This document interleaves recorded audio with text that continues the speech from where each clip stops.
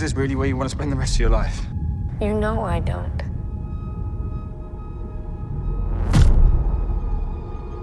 Then this is our only ticket out of here.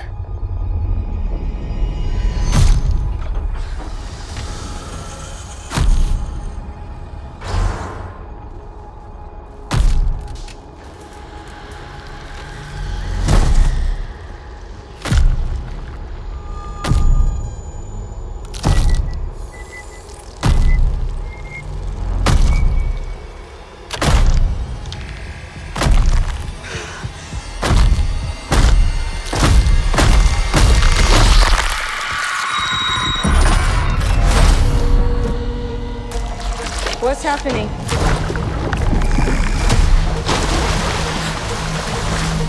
There's something in the water. What do you mean there's something in I the don't know, water? there's just something in the fucking water.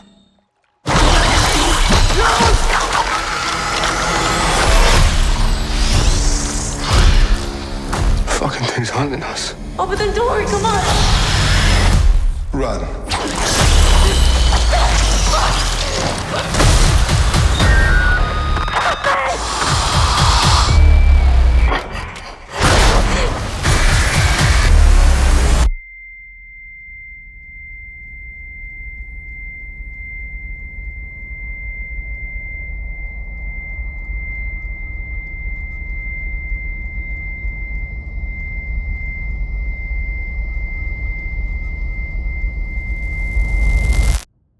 Are you sure you want to do this?